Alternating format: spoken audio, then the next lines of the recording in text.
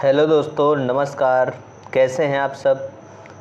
बढ़िया होंगे और बढ़िया अच्छे से तैयारी कर रहे होंगे, क्योंकि आगे बहुत सारे एग्ज़ाम लगे हैं। 2024 एंड और 2025 तक आपके बहुत सारे एग्ज़ाम हैं। जैसे रेलवे के ही एग्ज़ाम देख लीजिए, एनटीपीसी है, ग्रुप डी भी आएगा, आरपीएफ एसआई है, कांस्टेबल है और टेक्नीशियन है, एएलपी का है। ऐसे ही एसएससी जीडी का एग्ज़ाम है और आपका एमटीएस का एग्ज़ाम है और सीजीएल का तो चालू ही हो रहा है।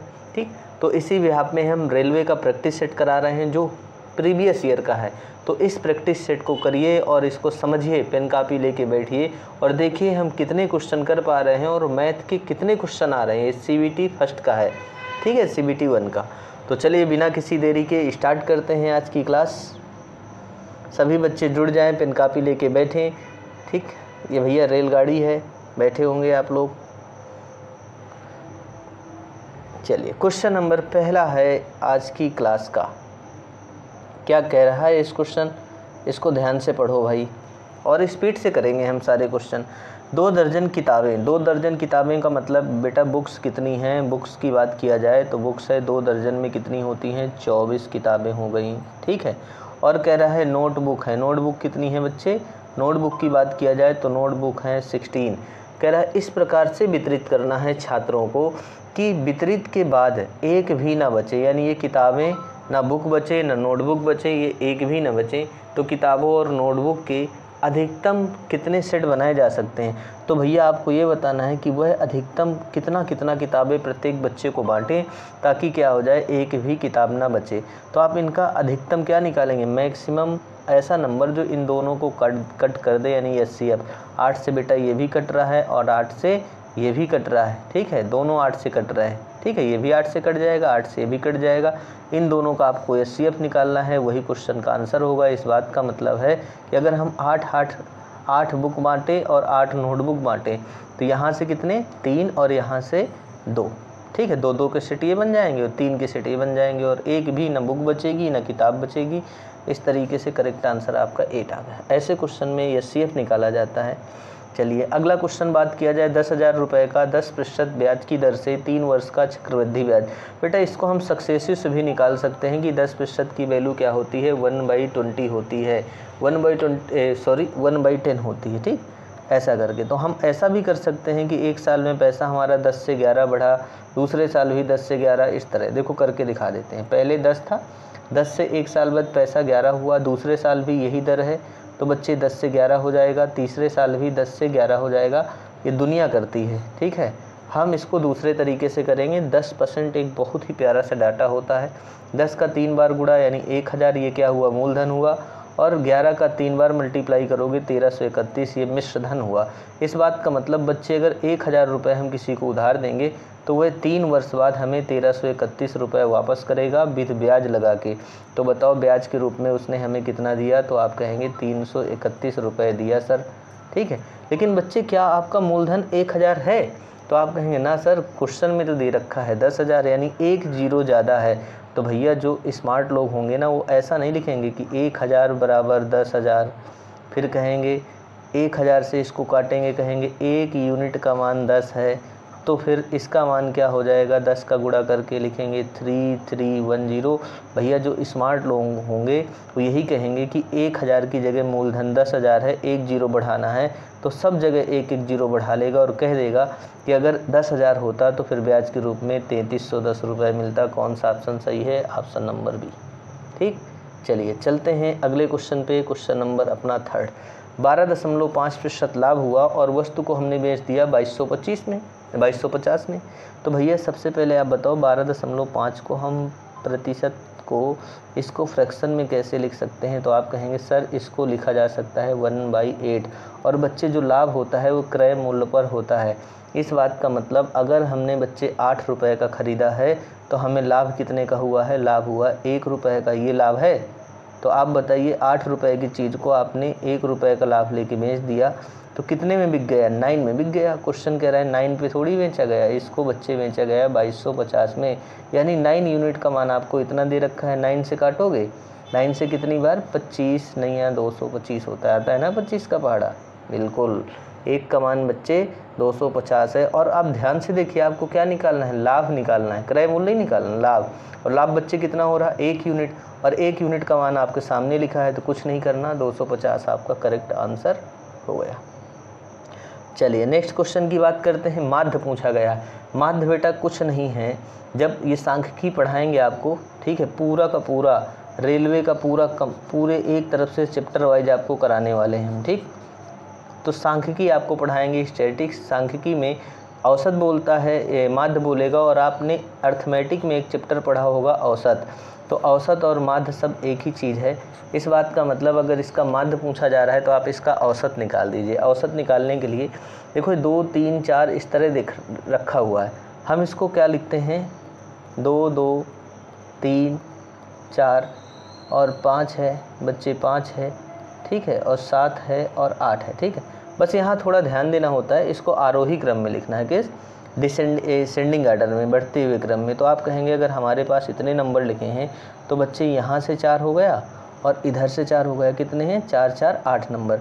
तो एक नंबर कोई बीच का होना चाहिए। तो आप कहेंगे यहाँ बीच में कोई एक नंबर है नहीं, तो आप दोनों नंबर को देखोगे, यहाँ पे बीच में कौन सा नंबर है, 3 इधर हो गए, 3 इधर हो गए। अगर हम कह देते हैं यहाँ पे पदों की संख्या 7 होती, 1 2 3 4 5 6, ठीक है, और ये 7, तो हम कह देते 3 इधर 3 इधर, ये वाला हमारा औसत होता। किस क्रम में लिखने के बाद, आरोही क्रम में लिखने के बाद। लेकिन बच्चे यहाँ पे हमने आरोही क्रम में पहले से लिखा है, लेकिन हम यहाँ पे देख रहे हैं कि हमारे पदों की संख्या 8 है, तो 8 में कोई एक एग्जैक्ट बीच में तो पड़ेगा नहीं। तो बच्चे आप कहोगे 4 इधर 3 इधर 3 इधर, ये 2 पद बीच में पड़ रहे हैं, 4 और 5। तो बेटा इन्हीं का एवरेज निकाल लो, 4 और 5 को जोड़ो और 2 से डिवाइड कर दो। तो बेटा 5 और 4 जब जुड़ेंगे तो 9 आएगा, और 9 को 2 से डिवाइड करेंगे, यानी 4 और 5 का जो औसत बनेगा 4.5 बनेगा करेक्ट आंसर, ठीक। फिर आप ये नहीं कहोगे n/2 पद का मान प्लस n/2 प्लस 1वें पद का मान /2, ये फार्मूला होता है, लेकिन ऐसा नहीं लगाना। आरोही क्रम में लिखो, एग्जैक्ट बीच में कोई नंबर मिल जाए वही, और माध्य अगर एग्जैक्ट में ना मिले, 3 इधर, और जैसे यहाँ 2 पद हैं तो इन दोनों को जोड़ के 2 से डिवाइड करो। पढ़ाएंगे पूरा चैप्टर और बताएंगे डिटेल में, एक एक चीज़ें छोटी से छोटी, कभी भूलोगे नहीं। निम्नलिखित दशमलव में से कौन सा सबसे छोटा है। तो बच्चे अगर इसकी बात किया जाए, पहला ऑप्शन तो ये 1 1 1 का गुणा 1 होगा, लेकिन तीनों में पॉइंट लगा है, तो बच्चे ये तो बनेगा 3 अंक बाद पॉइंट लग के, ऐसा एक नंबर ये बना, ठीक। बी की बात करें तो बी 0.3 को जब 3 से डिवाइड करोगे तो बेटा ये बन जाएगा 0.01, ठीक है। और हमें बताना है सबसे छोटा, इसको बेटा डिवाइड करोगे ना, ये लिखा है 1/2, 0.01/2। अगर हम 5 का ऊपर मल्टीप्लाई कर दें, 5 का नीचे कर दें, तो ऊपर तो बच्चे बन जाएगा 0.05, और बच्चे बटे में क्या आ जाएगा, 10 आ जाएगा। और 10 का मतलब एक अंक बाद फिर से पॉइंट लगा दो तो ये बन जाएगा 0.005, 3 अंक बाद पॉइंट आ जाएगा, ठीक है, सी हो गया। और डी की जब बात करोगे बच्चे तो सबका मल्टीप्लाई कराओगे तो यहाँ 1 2 3 4 अंक बाद लगेगा, और 2 और 2 का गुणा 4। अब 4 अंक बाद यहाँ से गिनोगे 1 2 3 4, यहाँ पे पॉइंट लगेगा। अब बताइए, अभी तक हमें दिख रहा था ये सबसे छोटा है, लेकिन बच्चे इन दोनों में जब देखा हमने तो ये 0.001 लिखा है और 0.000 फिर 4 लिखा है, यानी ये सबसे छोटा है। डी नंबर अपना करेक्ट आंसर है। चलिए बच्चे अगले क्वेश्चन की तरफ बढ़ते हैं। अगला क्वेश्चन 8वां है, कह रहा है PQR को 3 5 और किस अनुपात में 7 के अनुपात में पैसा बांटा जाता है। राशि दी जाती है, ये P की राशि है, ये Q की है, ये बच्चे R की है। क्वेश्चन ने बोला है कि R को P से ज़्यादा मिलता है, किसको, R को, ये तीसरे वाले को R है, P से ज़्यादा मिलता है, कितना ज़्यादा मिलता है, 4। लेकिन बच्चे क्वेश्चन कह रहा है 4 नहीं, इसको मिलता है 1000 रुपये ज़्यादा। 4 का मान 1000 है, तो 4 से आप इसको काटो, कितना जाएगा, ये कट जाएगा 250 बार, 250 टाइम्स, ठीक है। तो 1 यूनिट का मान 250 रुपये है, तो हमें क्यू का हिस्सेदारी पूछा गया है। क्यू की हिस्सेदारी क्या है, 5 है, तो 1 की वैल्यू अगर 250 है तो 5 की वैल्यू क्या आ जाएगी, 250 × 5, यानी 25 पंचे 125, 1250। क्वेश्चन का करेक्ट आंसर बी नंबर। चलिए अगले क्वेश्चन की तरफ चलते हैं बच्चे। कह रहा है 15% की छूट के बाद 2 पेन का एक पैकेट 350 रुपये में ख़रीदा गया था। तो भैया 15% की छूट का मतलब क्या होता है, ध्यान समझना। 15% छूट को लिख सकते हैं 3/20। क्या लिख सकते हैं? 3/20।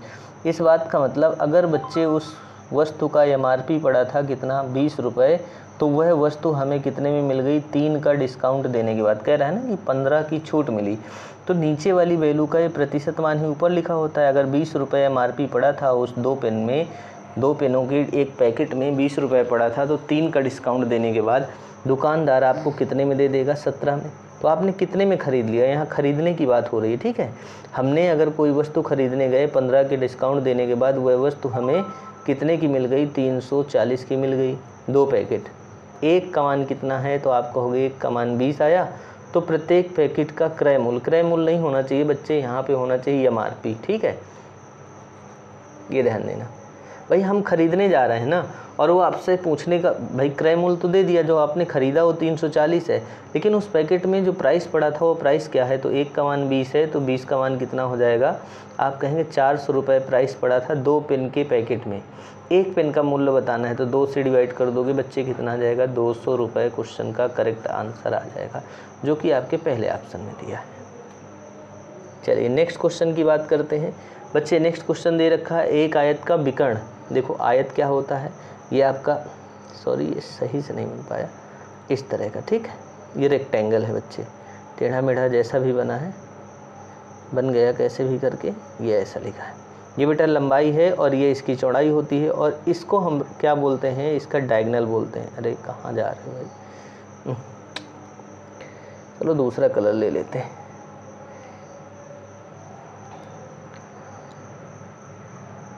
कहाँ से जा रहे हो? ये जो इधर से A से C मिलाएंगे, ये इसका डायगोनल कहलाएगा। देखो ये ऐसे बना दिया, ठीक है, सही से खींचा नहीं पाए हम। ये डायगोनल को कह रहा है 11 है, ठीक। तो डायगोनल की बात करें तो यहाँ पे एक, अगर ABC एक ट्रायंगल बन रहा है, वो समकोण त्रिभुज बनता है यहाँ पे, ठीक है, 90 डिग्री। तो हमसे बोला जा रहा है कि इसका विकर्ण की लंबाई, यानी विकर्ण की लंबाई कितनी है? विकर्ण कैसे निकलता है? आप कहेंगे √L² + B², ये होता है इसका विकर्ण होता है इसका आयत का, और इसकी वैल्यू दे रखी है 11। और बच्चे दे रखा है इसका आधा परिमाप। परिमाप क्या होता है इसका? 2L + B होता है। तो आधा परिमाप क्या हो जाएगा? L + B। और L + B का मान बच्चे आपको दे रखा है कितना? 13। तो आपसे इसका एरिया पूछा गया है, और इसका आयत का एरिया क्या होता है? L × B।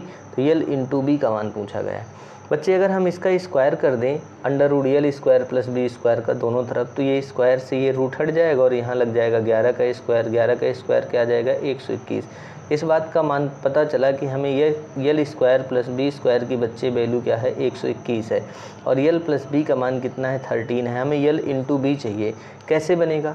तो बच्चे ये जो आपके पास ये लिखा है ना L + B, अगर हम इसका होल आप स्क्वायर कर दें, इसका ध्यान से, ठीक है, दोनों तरफ होल आप स्क्वायर कर दें, तो हमें L × B का मान मिल जाएगा। कैसे? आप देखो A + B का होल आप स्क्वायर होता है A² + B² + 2AB। A का मान L है, B का मान ये B है, ठीक है, बराबर 13 का स्क्वायर 169। अब बताओ L² + B² की वैल्यू 121 पता है, ये उधर जाएगा, माइनस हो जाएगा, तो आपको 2LB का मान आ जाएगा 169 - 121, ठीक है। जब इसको इससे माइनस करोगे तो ये 8 आएगा, और 6 में 2 गया बेटा 4 आया। 2LB का मान आ गया इतना। 2 से आप LB यानी कि 48 को काटोगे 24 बार, L × B का मान आ गया 24, और बेटा L × B ही तो आपका क्या है? क्षेत्रफल है। आयत का क्षेत्रफल क्या होता है? लंबाई गुणे चौड़ाई, और ये बेटा आ गया 24। किस ऑप्शन में रखा है? ऑप्शन नंबर डी में रखा है, ठीक। चलो नेक्स्ट क्वेश्चन की बात करें, बिल्कुल आसान सा क्वेश्चन। ये डिवाइड है बच्चे, ठीक है, ये डिवाइड लगा, कह रहा है x² - y²। सब लोग जानते हैं A² - B² का फार्मूला, ये लिखा है, एक बार प्लस कर दोगे और एक बार बच्चे कर दोगे माइनस, ठीक है। और इसको डिवाइड करना है किससे? x - y से। तो x - y से x - y कैंसिल, और x + y क्वेश्चन का आंसर आ गया। बहुत सारे क्वेश्चन रेलवे में ऐसे मिलेंगे, ठीक है, जो फार्मूले बेस होते हैं, बच्चों वाले क्वेश्चन। आप इसको क्लास 5 वाले बच्चों को दे दोगे ना तो उड़ा देगा इसको, ठीक है। बहुत सारे क्वेश्चन मिलेंगे, इस सेट में ही देख लेना। क्वेश्चन कह रहा है एक वस्तु का क्रय मूल्य 1458 रुपये विक्रय मूल्य है। आपने एक वस्तु को बेच दिया 1458 में, जबकि क्रय मूल्य कितना था? इस वस्तु को खरीदा गया था बच्चे 1350 में, और इसको बेच दिया। देखो कितने आसान से क्वेश्चन, ये NTPC का सेट है, हमने बनाया नहीं है, ये खुद एग्जाम का आया हुआ है, आप चेक कर लीजिएगा, ठीक है। यहाँ 1350 रुपये की चीज़ अगर 1458 में बिक रही है तो बच्चे कितने का डिस्काउंट, कितना प्रॉफिट जनरेट हो रहा है। तो आप कहेंगे 1350 की चीज़ अगर 1458 की बिक रही है, इस बात का मतलब बच्चे 108 रुपये का प्रॉफिट हो रहा है। कहाँ से? 135 और ये 0 यानी क्रय मूल्य से इंटू 100। ठीक है, 5 से बेटा इसको काट दोगे 20 बार और 5 से इसको काट दोगे कितनी बार? 270 बार। एक 0 से ये 20 वाला 0 कैंसिल, 27 से 108 कितनी बार कटता है? 4 बार। 4 और 2 ऊपर बचे, 4 और 2 का मल्टीप्लाई कितना होता है? 8%। क्वेश्चन का करेक्ट आंसर। ठीक, क्या क्वेश्चन पूछ रहा है भाई? क्वेश्चन है कोई ये? अब जैसे इसी को देख लो, कह रहे हैं 10, 12, 10 ए का मान। भाई ऐसा सेट आता है कि आप इस सेट को 15 मिनट में ख़त्म कर सकते हो, 30 क्वेश्चन। ठीक है, 12 10 ए की वैल्यू कितना है? 5 है। तो बताइए 10 ए की वैल्यू क्या आ जाएगी? तो आप 10 ए की वैल्यू बताओगे 5/12। और जितने भी ट्रिग्नोमेट्री रेशियो पढ़े जाते हैं, राइट एंगल ट्रायंगल में पढ़े जाते हैं, आप जानते हो ये 10 ए का मतलब है लंब। बेटा क्या होता है? 10 ए बराबर क्या होता है? लंब बटे आधार, यानी परपेंडिकुलर अपान बेस। तो परपेंडिकुलर 5 है, बेस 12 है, तो आपका हाइपोटेनस कितना होगा? 13 होगा। ट्रिपलेट आपको याद होनी चाहिए समकोण त्रिभुज की। ठीक है, तो बच्चे कोसेक का मान पूछा जा रहा है। ये एंगल ए है, कोसेक ए बराबर होता है कोसेक थीटा बराबर क्या होता है? आप अच्छे से जानते हैं, कर्ण बटे लंब, हाइपोटेनस अपान क्या होता है? परपेंडिकुलर। हाइपोटेनस का मान कितना दे रखा है? 13 और इसका मान 5। 13/5 आपके क्वेश्चन का आंसर है।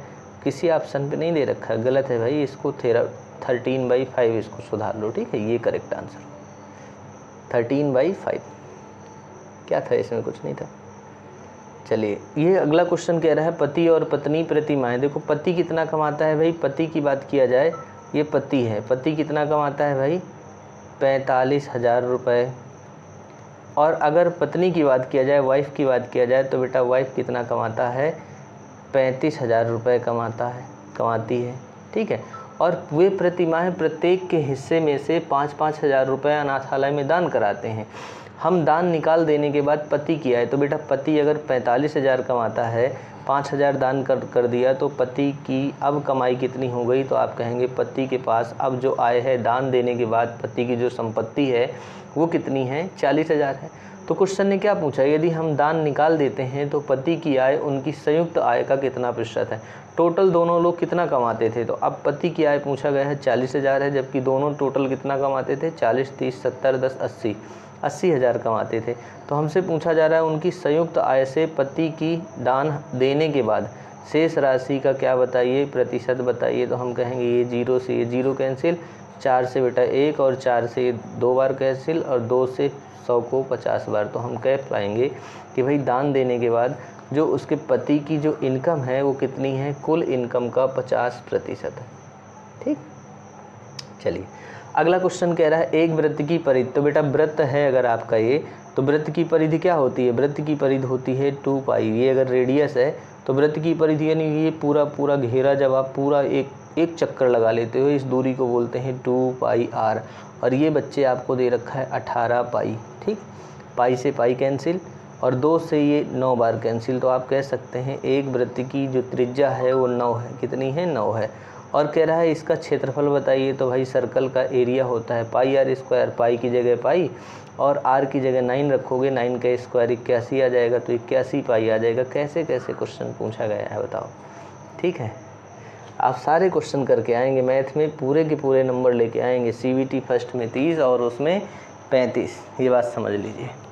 सब कराएंगे आपको, एक एक क्वेश्चन छूट के नहीं जाएगा। ठीक, चलिए यहाँ पे क्या बोला गया है? 100 विद्यार्थियों की एक कक्षा में केवल 20 छात्र ऐसे हैं जो स्पेनिश बोल पाते हैं। केवल का मतलब अगर हम स्पेनिश वाला ये एरिया स्पेनिश का मान लें पूरा सर्कल, और दूसरा किसका दे रखा है? फ्रेंच का दे रखा है कि ये फ्रेंच बोलता है, और तीसरा क्या है? जर्मन है।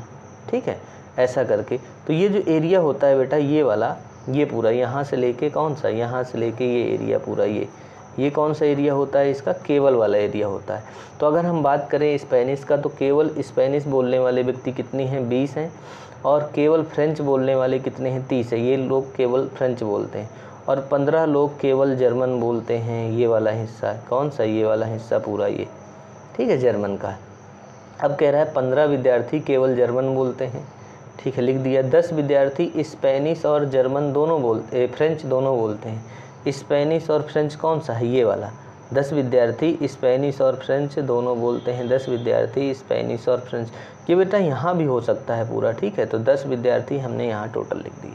अभी इसके बारे में, स्पेनिश और फ्रेंच दोनों बोलने वाले कितने हैं, 10। और कह रहा है 5 विद्यार्थी जर्मन और फ्रेंच, तो जर्मन ये है, फ्रेंच ये है, जर्मन ये है। तो यहाँ 5 विद्यार्थी ऐसे हो गए जो जर्मन और फ्रेंच बोलते हैं, ठीक है, दोनों, जर्मन भी फ्रेंच भी, इसलिए यहाँ इन दोनों पे रखा गया, ठीक है। 5 विद्यार्थी ये हो गए। अब क्वेश्चन कह रहा है कि जर्मन और फ्रेंच दोनों बोलते हैं, शेष विद्यार्थी जो बचे वो केवल इंग्लिश बोलते हैं। तो सारे विद्यार्थियों को ऐड कर लो आप, ठीक है। तो आप कहेंगे 20, 10, 30, 30, 30, 60 और 60 और 15 और 5, 20, 60, 20, 80। टोटल विद्यार्थी आपसे बोला गया था स्टार्टिंग में 100 हैं, 100 में से 80 विद्यार्थी ये वाले निकाल दिए। तो केवल इंग्लिश बोलने वाले विद्यार्थियों की संख्या कितनी आ गई, केवल इंग्लिश बोलने वाले विद्यार्थियों की संख्या बच्चे 20 आ गई। अगर पूछेगा तो हम बता सकते हैं, लेकिन इसमें पूछा गया कितने छात्र फ्रेंच पसंद करते हैं। तो फ्रेंच का मतलब ये सर्कल, जो फ्रेंच के ये फ्रेंच वाला जो सर्कल माना है, इसके अंदर जितने भी होंगे सब फ्रेंच पसंद करते हैं। अब वो भले ही फ्रेंच के साथ साथ स्पेनिश पसंद करते हैं, वो अलग बात है, लेकिन पहले अगर पूछा जाए कितने छात्र फ्रेंच पसंद करते हैं, केवल वाली और फ्रेंच और स्पेनिश ये वाली बात छोड़ दी जाए, खाली पूछा जाए फ्रेंच कितने लोग, तो फ्रेंच वाला पूरा सर्कल जोड़ लो। 30 प्लस बेटा 10, 40, 40, 10, 40 और 5, 45। तो करेक्ट आंसर क्या हो गया, डी। ऐसा आसान सा क्वेश्चन, इसके बिना पेपर नहीं बनता है रेलवे में, ये बात ध्यान दो। अगला क्वेश्चन क्या पूछा गया है, स्पेनिश पसंद करने वाले और जर्मन पसंद करने वाले व्यक्तियों की संख्या का अनुपात। तो पिछले हम बनाए हैं ना, स्पेनिश और फ्रेंच, तो फिलहाल लिख लेते हैं, कोई इतनी बड़ी चीज़ नहीं है। 20 है स्पेनिश है, ये फ्रेंच की बात किया जाए तो ये 30 दे रखा है, और ये बेटा कितना दे रखा है, 15 दे रखा है। और स्पेनिश और फ्रेंच वाले 10 दे रखे हैं, और फ्रेंच और जर्मन वाले 5 दे रखे हैं। अब केवल इंग्लिश वाले हमने निकाल लिए थे, कितने निकले थे, 20 निकले थे। अब हमसे बोला जा रहा है कि स्पेनिश पसंद करने वाले, तो पूरा स्पेनिश का जो सर्कल है कितना आ रहा है, तो आप कहेंगे इस सर्कल के अंदर 30 लोग आ रहे हैं स्पेनिश पसंद करने वाले। और कह रहा है जर्मन पसंद करने वाले, तो ये जर्मन वाला सर्कल है, ये पूरा सर्कल में अंदर कितना आ रहा है, तो 15 + 5, ये दोनों 20। और इन्हीं दोनों का रेशियो बताना है, तो बच्चे क्या आ जाएगा, रेशियो आ जाएगा 3:2।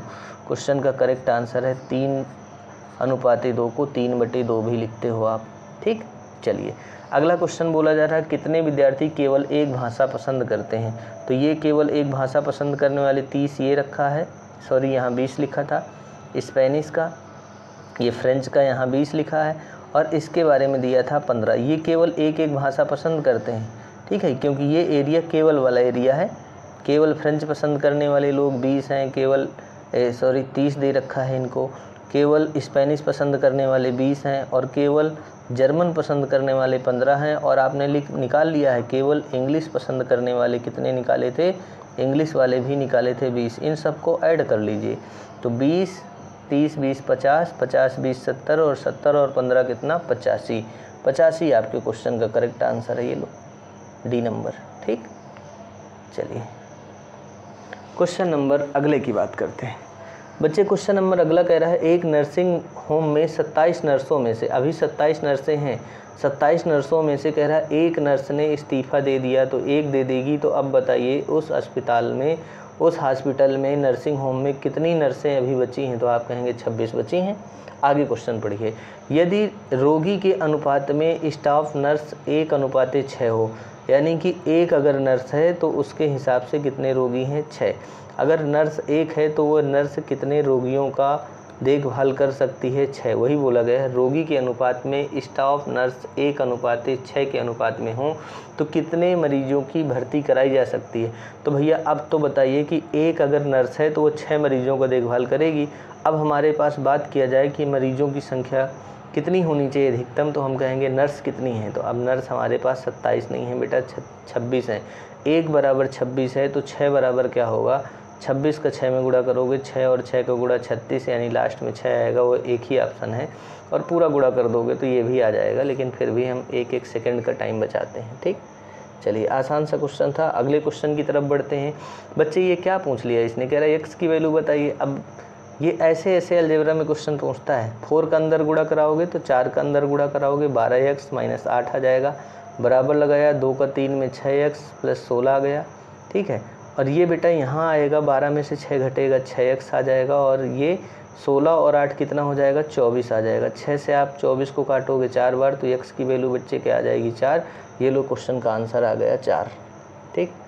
चलिए अगला क्वेश्चन 21, जेड ने 4 वर्ष बाद 10% की दर से इतने रुपए चुकाए तो उसे कितने रुपए उधार लिए थे। बच्चे जेड ने किसी से पैसा लिया, कितने वर्ष के लिए, 4 वर्षों के लिए लिया, ठीक है, 4 वर्षों के लिए। और आप ये बताओ कि दर कितनी, 10% की दर से उधार लिया। तो आप ये बताइए ब्याज की दर कैसी है, साधारण है। तो 10% की दर से 4 साल में उसे ब्याज कितना देना पड़ेगा, तो आप कहेंगे ब्याज देना पड़ेगा 40%। लेकिन उसने टोटल पैसा जो चुकाया, यानी ये अमाउंट है दे रखा है, क्या है, अमाउंट दे रखा है, तो आप कहेंगे मूलधन हमारा 100% होता है और ब्याज यहाँ पे हमें कितनी लग गई, 40। तो इस बात का मतलब जेड को टोटल जो पैसा चुकाना होगा वो 40 नहीं 140% चुकाना होगा अपना मूलधन जो लिया था, और साथ में ये 40% की ब्याज। लेकिन 140% उसे टोटल चुकाना पड़ेगा। क्वेश्चन कह रहा है उसने इतना नहीं, कितना चुकाया, 10,920, यानी इसकी वैल्यू 140% का मान दे रखा है। आपको मूलधन चाहिए, 14 से काट देना, 1% ये आया, 14 से काटेंगे 14 सत्ते 98 आ जाएगा और 11 बच जाएगा, ठीक। और 11 और 2 मिलके 112 आ जाएगा। 14 अट्ठे कितना होता है, 112। तो आप कहेंगे 1% की वैल्यू 78 है, तो 100% की वैल्यू क्या आएगी, दोनों तरफ एक एक जीरो बढ़ जाना है और 7800 आ जाएगा। क्वेश्चन का करेक्ट आंसर बी नंबर। इतना छोटा सा क्वेश्चन। चलिए 22 नंबर क्वेश्चन कह रहा है ए स्क्वायर प्लस बी स्क्वायर की वैल्यू 80 है और ए माइनस बी का मान 4 है, तो ए इंटू बी का मान। बेटा ए माइनस बी का मान अगर 4 दे रखा है तो आप इसका दोनों तरफ कर दो होल ऑफ स्क्वायर। इधर a माइनस बी, इधर 4 दिया है, 4 का स्क्वायर, तो a माइनस बी का होल ऑफ स्क्वायर होगा a square plus B square minus का 2ab, और 4 का स्क्वायर बच्चे क्या हो जाएगा, 16। a square plus B square का वैल्यू 80 दे रखा है, 2ab को उधर ले जाएं, माइनस आ जाएगा 16 और वहाँ पहुँच जाएगा 2ab प्लस का हो जाएगा। इससे घटेगा 64 आ जाएगा, 64 बराबर 2ab। हमें क्या चाहिए, ए बी का मान, 2 से 64 को काट दो 32, तो 32 आ गया किसका वैल्यू, ए बी का। यही क्वेश्चन का करेक्ट आंसर है डी नंबर, ठीक। चलिए नेक्स्ट क्वेश्चन की तरफ चलते हैं बच्चे। नेक्स्ट क्वेश्चन आपका ये आ गया, कोई छूट तो नहीं गया, एक क्वेश्चन मुझे लगता है छूट गया, हाँ ये वाला छूटा जा रहा था, और देख लें। 20 किया हमने, 20 से पहले तो कोई छूटा नहीं है, नहीं छूटा। 20 के बाद 21, हाँ 21 नंबर क्वेश्चन कह रहा है यम किसी काम को कितने दिन में बच्चे कर रहा है, यम किसी काम को कर रहा है 5 दिन में, और आर उसी काम को करता है कितने दिन में, 20 दिन में। तो कह रहा है दोनों मिलके कितने दिन में कर लेंगे, तो काम पहले पता करो। काम करोगे 5 और 20 का एलसीएम क्या हुआ, 20 हुआ। 5 दिन में अगर 20 काम करता है, 1 दिन में 4, ये 20 दिन में 20 काम, तो 1 दिन में 1। अब ये 20 काम को दोनों मिल के करेंगे, तो बच्चे ये 1 दिन में 4, ये 1 दिन में 5, दोनों मिल के करेंगे, 1 दिन में 1, तो दोनों मिल जाएंगे अगर 1 दिन में, तो कितना काम कर पाएंगे, 5। तो बच्चे अगर 20 काम को ये 1 दिन में 5 काम करते हैं, तो 20 काम को करने में इनको लग जाएंगे 4 दिन। क्लियर हुआ। चलो अगला क्वेश्चन ये लगाइए आप, कितने छोटे छोटे क्वेश्चन आ रहे हैं, ठीक है। आप लोग मैथ से डरते हो इतना, अभी मैथ सिखाएंगे आपको, रेलवे एनटीपीसी में पूरा का पूरा मैथ करके आओगे। 5 में से 4 खिलाड़ियों के रन दे रखे हैं, कितना, एक खिलाड़ी ने बेटा 13 रन की पारी खेली, एक ने 9 रन की पारी खेली, एक ने 5 रन बनाए, एक ने 11 रन बनाए। तो इन 4 खिलाड़ियों ने इतने रन बना दिए, 11 9 20 और 13 5 18, यानी 38 रन बना दिए। तो कह रहा है 5वें खिलाड़ी ने कितना बनाया हो, 5वें खिलाड़ी ने कितने रन की पारी खेली हो, ताकि सभी का माध्य कितना है, 9 है। यानी अगर सभी 9 खिलाड़ी की बात किया जाए, सब ने 5 खिलाड़ी की बात किया जाए, तो सभी 5 खिलाड़ी 9 रन बनाते हैं औसतन, तो 9 अपना 45। तो आप कहोगे सभी 5 लोगों का 45 है और 4 लोगों ने बनाए 38, तो 45 में से 38 घटा दोगे तो बच्चे क्या आ जाएगा, जो एक खिलाड़ी रह गया और 5वां वो कितने रन बनाता है, 7। भाई सभी ने 9 रन बनाए, 5 लोगों ने मिलकर कितना बना लिया, 45, और इन 4 लोगों ने 38 बनाया, तो 5 लोगों के रन में से 4 का रन हटा दोगे तो जो एक खिलाड़ी बच गया था 5वां, उसका रन आ गया। चलिए क्वेश्चन बेटा ये बोला जा रहा है कि एक आदमी 8 बजे प्रातः चलता है और 8 की स्पीड से चलता है, तो 24 किलोमीटर की दूरी चलना है। तो बच्चे 24 किलोमीटर वह 8 किलोमीटर पर आवर की चाल से चलेगा, कितने घंटे में पहुंच जाएगा? 3 घंटे में पहुंच जाएगा। तो क्वेश्चन पूछा गया है कि वह अपने गंतव्य तक कितने बजे पहुंच जाएगा। चला कितने बजे था? 8 बजे सुबह। और कितने घंटे का रास्ता है? तो आप कहेंगे 3 घंटे का। तो 8 बजे सुबह चला था और 3 घंटे बाद पहुंच जाएगा। घड़ी में कितना बज जाएगा? 11 AM, PM नहीं, 11 AM, क्योंकि सुबह चला है। तो सुबह 8 बजे चला है, 3 घंटे बाद पहुंच जाएगा। क्वेश्चन कह रहा है विज्ञान और कला के छात्रों का अनुपात कितना है? इतना दे रखा है। कह रहा है विज्ञान के छात्र 5 और कला के छात्रों का अनुपात 3 है, और इन दोनों की संख्या दे रखी है पूरे छात्रों की, विज्ञान और कला की। तो दोनों की छात्रों की संख्या क्या होगी? ये भाई साइंस है और ये आर्ट है, दोनों की छात्र टोटल कितने हुए? 8। क्वेश्चन कह रहा है 8 नहीं है, इनकी संख्या तो 1528 है। तो हम कहेंगे कोई बात नहीं, 8 का मान अगर 1528 दे रखा है तो 8 से काटेंगे, 8 से 1 बार 8 हुआ, 8 से 9 बार 72 हुआ, 8 से 1 बार 8 हुआ, 1 बराबर 3 आया। तो किसके छात्रों का पता लगाना है? कला, यानी 3 का मान निकालना है। तो 191 अगर 1 यूनिट का मान है तो 3 का कितना हो जाएगा? 3, 3 गुणे 9 27, 3 गुणे 1 3 2 5, 573 छात्र बेटा किस में है? कला आर्ट वाले सेक्शन में 573 हैं। किसी ऑप्शन में दे रखा है? नहीं दिया, कोई बात नहीं, ऑप्शन गलत है, यही आपके क्वेश्चन का करेक्ट आंसर है। ठीक, चलिए अगले क्वेश्चन की तरफ चलते हैं बच्चे। अगला आपका क्वेश्चन है 2 गुणे इतना इतना लिखा है और भाग देना इससे। कुछ नहीं है बच्चे, ये 2 × 4 × 4 कितना होता है? 16, और इसको मत लिखना, 3 × 3 लिख लो, ठीक है। और इसको बच्चे भाग लगाना है, आपको किससे भाग लगाना है? 3 × 16 से। तो आप कहेंगे 16 से 16 चला गया, और एक 3 से, सॉरी यहाँ पे कितने 4 हैं?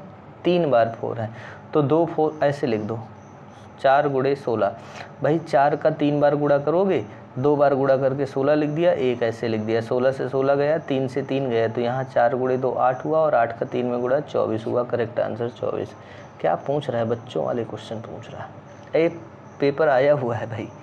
क्वेश्चन कह रहा है एक छात्र गलती से 68 की जगह कितना टाइप हो गया। एक छात्र को हमने अंक दिया और एक को हमें देना था 68 नंबर, लेकिन हमने दे दिया उसको 86 नंबर। देना ये था, दे इतना दे दिया। तो बताओ भाई औसत इसकी वजह से तो बढ़ जाएगा, ठीक है।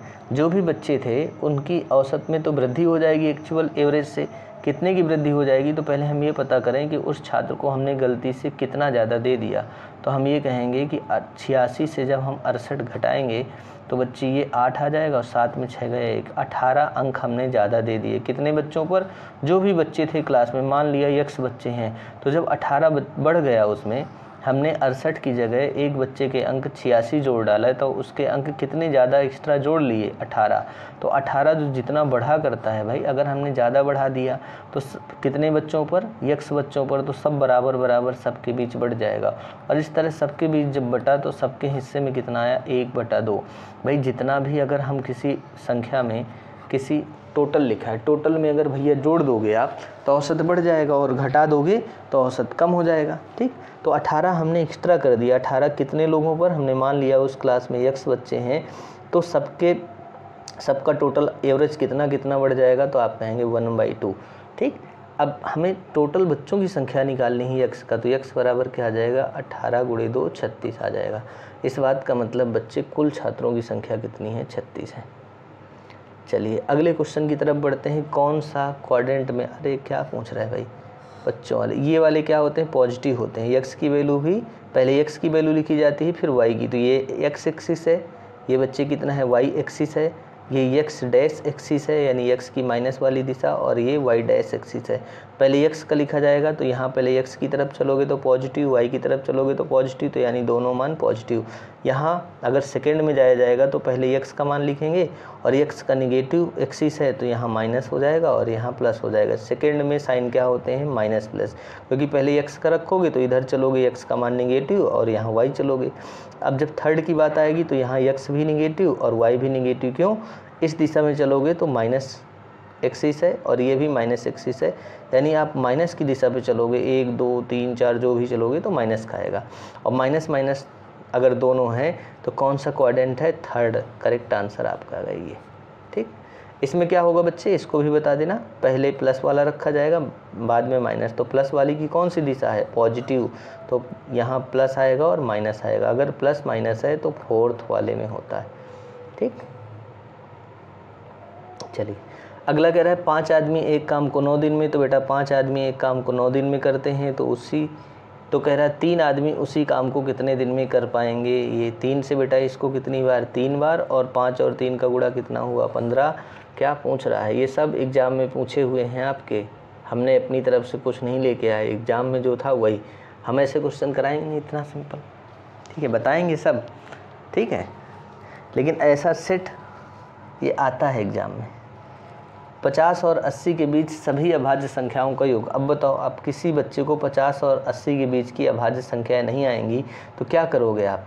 ठीक, ये पेपर बेटा सब टाइम का है और कुछ नहीं, सब टाइम का खेल है। एग्ज़ाम के टाइम जाते जाते ना आपकी दिमाग की बत्ती बुझ जाती। 50 और 80 के बीच में सभी अभाज्य संख्याएं, तो बेटा 50 और 80 के बीच में अभाज्य संख्याएं क्या होती हैं। अगर 50 से 60 के बीच में देखा जाए तो 53, 59, फिर क्या हो जाएगा, तो आप कहेंगे 61, 67, ठीक है, फिर क्या होगा 71, 73 और 70 क्या होता है, 9 होता है। ठीक है, इतनी संख्याएं होती हैं। इन सब का क्या पूछा गया है, 50 और से 80 के बीच में इतनी संख्याएं निकली। अभाज्य संख्याएं क्या होती हैं, ऐसा नंबर जो खुद से कटे और 1 से कटे। अब 53 1 से कटेगा या तो किससे, 53 से, और किसी नंबर की औकात नहीं है कि 53 को काट दे। तो वो संख्याएं क्या कहलाती हैं, अभाज्य संख्याएं। बेटा सबको ऐड कर लेना है, जब जोड़ेंगे तो ध्यान से देखना। हम यूनिट डिजिट का पता लगा लें क्योंकि सबका इकाई अंक अलग अलग है। तो 9 3 12, 12 में 2 2 1 3 3 और 7 10, 10 का 0 0 और 1 1 हुआ, 1 और 3 कितना हुआ 4, और 4 और 9 कितना हुआ 13 हुआ। इस बात का मतलब आखिरी अंक 3 आएगा। आखिरी अंक 3 सिर्फ सी में है। ख़त्म क्वेश्चन। चलिए अगला कह रहा है कि निम्नलिखित सारणी का अध्ययन करिए। 4 पर्यटक बसें हैं 1 2 3 4 और शुक्रवार से मंगलवार के बीच अपने गंतव्य की ओर जाने तक की दूरी किलोमीटर में दर्शाई गई है। तो इसमें से पूछा गया है सभी, देखो शुक्रवार है, शनिवार है, रविवार है, सोमवार है, मंगलवार है। एक बस 1 है, बस 2 है, बस 3 है और बस 4 है। ये बसें हैं दे रखी हैं। ठीक है, अगर पूछा जाए कि शुक्रवार के दिन सभी बसों ने कितना दूरी डिस्टेंस ट्रेवल किया, तो आप ये पूरा जोड़ोगे। किसको जोड़ोगे, ये। लेकिन अगर पूछ लिया जाए बस 1 ने टोटल सभी दिनों में कितना किलोमीटर की दूरी तय की, तो सबको जोड़ा जाएगा। ठीक, अब कह रहा है सभी 5 दिनों में किस बस का औसत सबसे कम रहा। सभी 5 दिनों में बताना है। तो बस 1 की बात किया जाए तो बस 1 के सभी दिनों का टोटल जोड़ लो आप। जब टोटल जोड़ेंगे तो ध्यान से देखना, इसको 450, 500, 490 इतना दे रखा है। तो पहले हम इसको जोड़ते हैं, 700, 500, 400, तो 7 5 12, 12 4 16, 5 21 4 26, 2600 ये आया। ठीक है, और 2600 आने के बाद ये बस 1 का है, ये 50 एक्स्ट्रा लिखा है, इसको नहीं जोड़ा हमने। इसको 400 पहले माना, इसको 500 माना, इसको 490 को 400 माना, इस तरह करके। तो 50 और 90 कितना हो गया, 140, 10 150। बेटा 150 और जोड़ देंगे।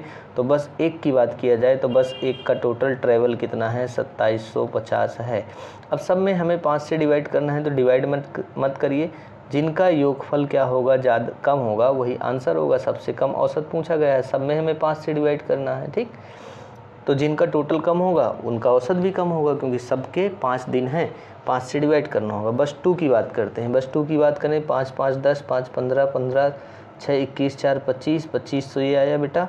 और एक्स्ट्रा क्या हुआ, यहाँ 50 और जुड़ गया, तो 2550 हो जाएगा इसका। ठीक है, ये 2550 हुआ। बस तीसरी बस की बात करें, पहला बस है, ये दूसरा है।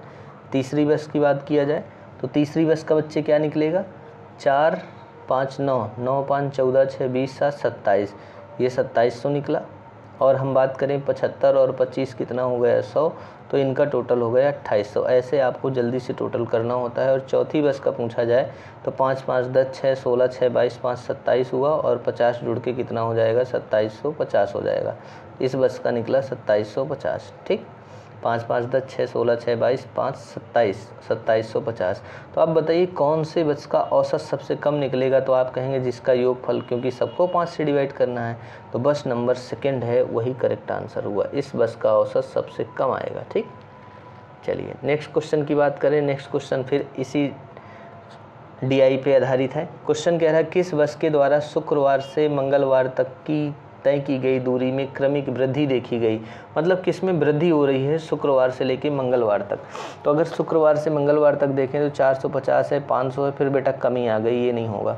500 500 ये वृद्धि नहीं हो रही है। 475 500 525 600 700 इसमें वृद्धि हो रही है। इसकी बात करें, देखो इसमें कमी हो गई। 600 के बाद फिर यहाँ क्या हो गया, फिर कमी आ गई।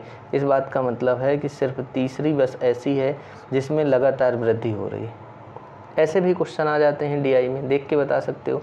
किस दिन चारों बसों द्वारा तय की गई दूरी अधिकतम थी। आपसे पूछा जा रहा है, दिन पूछे जा रहा है, कौन सा दिन ऐसा है जिसमें सबसे ज़्यादा दूरी, चारों बसों द्वारा दूरी सबसे ज़्यादा थी।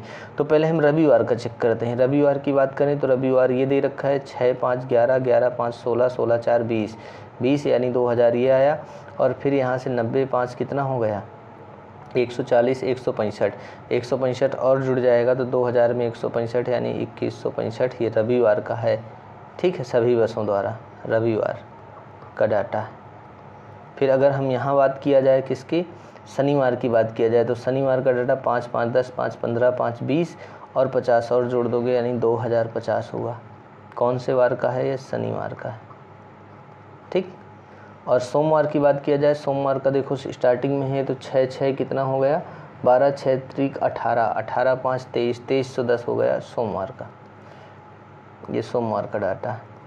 और बच्चे लास्ट में दे रखा है मंगलवार। मंगलवार का डाटा लास्ट में दिया है तो 7 4 11 11 7 18 18 5 23 2300 इसका रहा मंगलवार का। ठीक है, ये मंगलवार का। किस दिन अधिकतम रहा चारों बसों द्वारा। चारों बसों ने सबसे ज़्यादा यात्रा किस दिन की, सोमवार के दिन की 2310। ये लिखा है ना 2310, सोमवार कौन सा, ये आंसर हो जाए। ठीक, चलिए अगला क्वेश्चन है ये।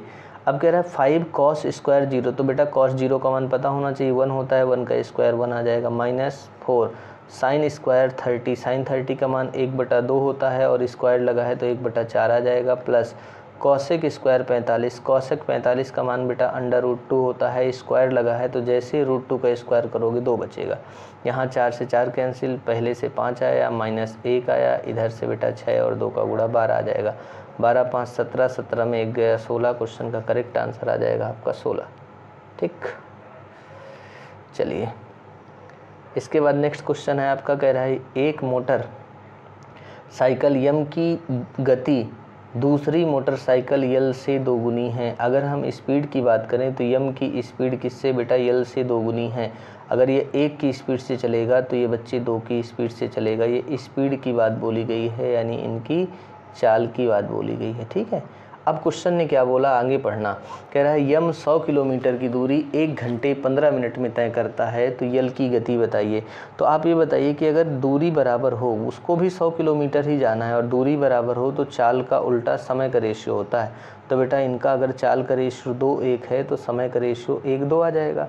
अब इस यम के बारे में बोला गया, यम ने पूरी दूरी 1 घंटा 15 मिनट में तय की। 1 घंटा में 60 मिनट होते हैं, 60 और 15 यानी 75। तो यम को टोटल 75 मिनट लगता है, तो 1 यूनिट का मान 75 है।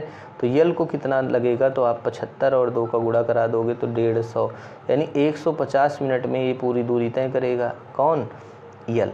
और इसको कितने किलोमीटर जाना है, 100 किलोमीटर जाना है, 100 किलोमीटर जाना है। और दूरी को अगर हम किससे, समय से डिवाइड कर दें बच्चे, किलोमीटर है ये और ये लिखा है समय। लेकिन बच्चे ये जो समय लिखा है मिनट में लिखा है, इसको आवर बदलने के लिए हम 60 से करेंगे डिवाइड। और जब 60 से डिवाइड करेंगे तो 60 पहुंच जाएगा ऊपर, तो ये बन जाएगा 100 × 60 अपान क्या हो गया 150। भैया 50 से इसको काटोगे 3 बार और 50 से इसको काटोगे 2 बार और 3 से 60 कट जाएगा 20 बार और 20 और 2 का गुणा कितना आ जाएगा 40 आ जाएगा मेरे प्यारे बच्चों। और 40 क्वेश्चन का करेक्ट आंसर। ठीक, चलिए नेक्स्ट क्वेश्चन की बात करें भैया, आज के क्वेश्चन क्लास का लास्ट, और बड़ी ही मज़ेदार बात है भाई, यहाँ पे लिखा है HCF। जब बच्चे HCF की बात आती है तो HCF निकालते समय एक बात हमेशा दिमाग में रखो कि अगर कहीं HCF में कोई भी एक संख्या, अगर कई नंबर्स का HCF पूछा जा रहा है और उसमें से कोई भी एक संख्या ऑड नंबर है यानी विषम है, तो बच्चे उनका सम HCF कभी नहीं हो सकता, यानी 6 और 2 को देखते ही हटा दोगे। फिर अगर इन दोनों में HCF होगा तो HCF से वह नंबर एग्जैक्टली कटते हैं। HCF का मतलब होता है वह सबसे बड़ी संख्या जो इसको भी काट दे, इसको भी काट दे, इसको भी काट दे। तो 9 से कटने के लिए संख्याओं का कटना ज़रूरी है, अंकों का योगफल। तो 9 से बेटा ये कैसे कट जाएगा, क्या 9 से 9 कट जाएगा, 6 नहीं कटेगा। इस बात का मतलब 69 9 से नहीं कटती, तो 9 इसका HCF नहीं होगा। करेक्ट आंसर क्या है, 3 है। बिना पेन उठाए क्वेश्चन को किया जा सकता है। अगला क्वेश्चन आपका भाई ख़त्म है। आज के इतने क्वेश्चन थे, कितने थे बच्चे, ये टोटल 35 क्वेश्चन निकल के आए हैं। ये किस में निकल के आए हैं ये भी बता दें आपको, ये CBT फर्स्ट में निकल के आए हैं। CBT फर्स्ट से हमने निकाला है। जाहिर सी बात है 30 क्वेश्चन आते हैं, लेकिन हमने वो 3 क्वेश्चन जो ये वाले रखे थे ना, ये वाले क्वेश्चन, ये रीजनिंग वाले पार्ट होता है ये, लेकिन हम उसको मैथ में ही कराते हैं। तो टोटल आपके 35 क्वेश्चन निकल के आए। और DI भी शायद कई बार रीजनिंग के पार्ट में वो समझ के चलता है वो जो दिया था, लेकिन हमने उसको मैथ में करा दिया। ठीक, तो टोटल 35 क्वेश्चन हम निकाले इस सेट से। 35 क्वेश्चन हम इनको कर सकते हैं, यानी CBT फर्स्ट में पूरा मैथ और रीजनिंग। अगर आपने 30-30 बेटा आते हैं, 30-30 आते हैं, अगर 30-30 60 नंबर इनसे पक्के कर लिए आपने, तो फिर GS का मेन रोल क्या है, GS का। लेकिन मेरिट यहीं से बनेगी, नंबर आपके यहीं से उठेंगे, 30-30 60। अगर ये नहीं बनेगा तो बच्चे GS में कितना भी सर पटक लो आप कुछ नहीं कर पाओगे। ठीक है, तो मार्किंग सबसे ज़्यादा यहीं से होती है, 30-30 60 नंबर की होती है। और 60 में आपको 55 प्लस करके लेके आना है। और आते हैं, ये बात ध्यान देना, 1-2 सिली मिस्टेक में गलत कर दोगे तो ठीक है, नहीं 60 में 60 के नंबर लेके आओगे आप, ये बात समझिए। ठीक, और इसके बाद 40 में आप थोड़ा मेहनत करिए अच्छी। 40 में अगर 20-25 नंबर ले आए तो भैया 85 नंबर में किसी भी जोन से आपका कोई 80 से 85 क्वेश्चन सही हैं, तो फिर CBT 1 क्लियर है आपका, किसी भी जोन से हो, इससे कोई फ़र्क पड़ता नहीं है। ठीक, तो थोड़ा सा वीडियो लंबा हो गया, लेकिन क्वेश्चन भी आज के ज़्यादा हो गए। कितने हो गए, 35। और अगर आप लोग डिटेल में पूरा पढ़ना चाहें, ठीक है, एक तरफ से, तो भाई कमेंट करिए कि सर हाँ हमें चैप्टर वाइज पढ़ना है, पूरा सिलेबस पढ़ना है, पूरा कोर्स पढ़ना है बेहतरीन तरीके से, एक एक जीरो से लेके बेसिक से हाई लेवल तक सारी चीज़ें, ताकि ये आप चाहे SSC का पेपर दो, चाहे आप NTPC का दो, आपके पूरे के पूरे क्वेश्चन बनेंगे, कोई क्वेश्चन नहीं छूटेगा। तो बच्चे, सबसे पहला काम है आपका, वीडियो को शेयर करिए, लाइक करिए, सब्सक्राइब ज़रूर करिए चैनल को, और ना किया हो तो कर लेना, और अपने दोस्तों को भी कराना। ठीक, तो आज की क्लास यहीं रोकते हैं। जय हिंद दोस्तों, जय भारत।